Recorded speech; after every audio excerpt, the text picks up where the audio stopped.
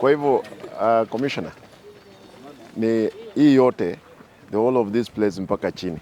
This is the place we are talking about. It's big. It's a very big land.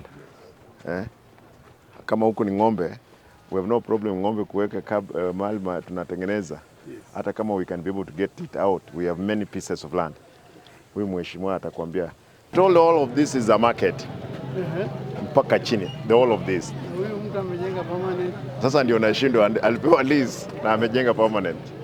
Unajua kuna wengine waliamua tu waje wajenge, baadaye liwe liwalo atakuwa amepata pesa. But we'll talk to them so that we can see how we go around it. Because we know this. Hii ni soko?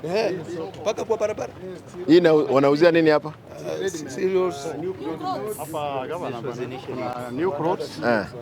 Kuna uniforms, kuna viatu za mitumba, machambe ziko hapa, magunia.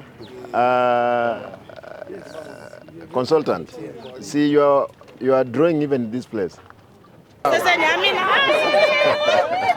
Huyu ni dadi wetu. Kilio chetu. Kwa hivyo tunakupenda. Echire tatoagacha ne president ya tutebeti nero toja kuligereria. Igo yu mono mwako nero monene is the boss who's nero kona drawings. Igo next week na wera wasikoba advertised. Tuanze kwagacha. Tutagete na mobile ya kole ka flyer bagake ko chumumbwa iga. Torenga ikmo le biashara bia. Tuwana ni? Igo ama abuli ninche ndente.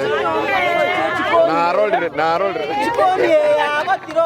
Ayambia mono. William Samuel Ruto pale stadium.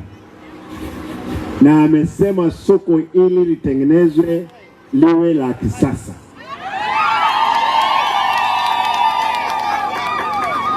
Ametuma injinia wake hapa. Soko wanatengeneza ni soko linachukua watu 2,000. Kwa hivyo nitapeana wale engineers wanaohusika hapa. Tutajenga hili soko, litajengwa mpaka kwa hiyo taa, pale mwingine ibaki kama ni magari. Lakini hii soko itakuwa kubwa, wachana na ile ya pale. Ile ni ya county. Ile ya county tunataka tuwaulize kwamba itengenezwe ishikane na ile. Sasa watu wengine wanatoka pande ile wanakuja pande hii. Tumesema hawa wangwana wote wako na maduka hapa wote round.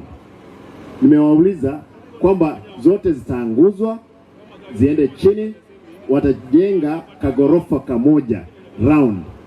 Ndiposa kila mtu ako na nyumba hapa apate, na wale hawana wapate ya juu.